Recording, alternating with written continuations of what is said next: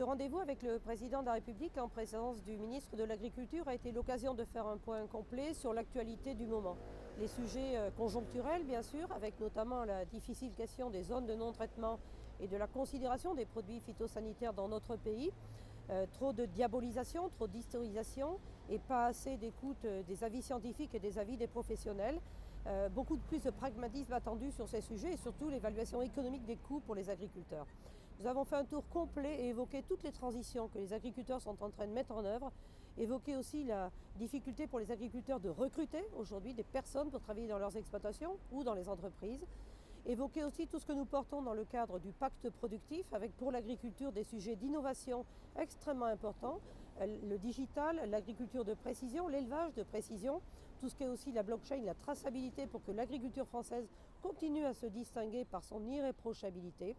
Nous avons beaucoup parlé aussi des sujets européens. Il y a un rendez-vous important le 20 février à propos du budget de la politique agricole commune. Et nous avons clairement dit que ça doit être l'impact du Brexit, que l'impact du Brexit et pas plus. Le président de la République a toujours eu un rôle déterminant dans toutes les négociations budgétaires. Le président Macron doit être au rendez-vous pour négocier un budget à la hauteur des besoins pour accompagner l'agriculture. Préciser aussi que sur le Green Deal, porté par la commissaire Ursula von der Leyen, nous voulons que ce soit un budget additionnel et pas un budget qui soit pris sur la PAC, politique agricole commune.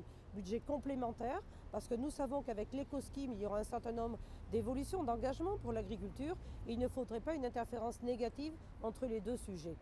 Nous avons parlé plan protéines, nous avons parlé biocarburants, nous avons parlé bien-être animal et avancée de l'agriculture sur ces sujets. Nous avons parlé aussi carbone et tout ce que l'agriculture peut apporter. Le fait que le rapport d'orientation de la FNSEA porte sur le changement climatique a été salué comme une vision offensive et réformatrice de la FNSEA et l'inscription de l'action agricole dans les grands enjeux de société. Il importe aujourd'hui de réconcilier agriculture et société.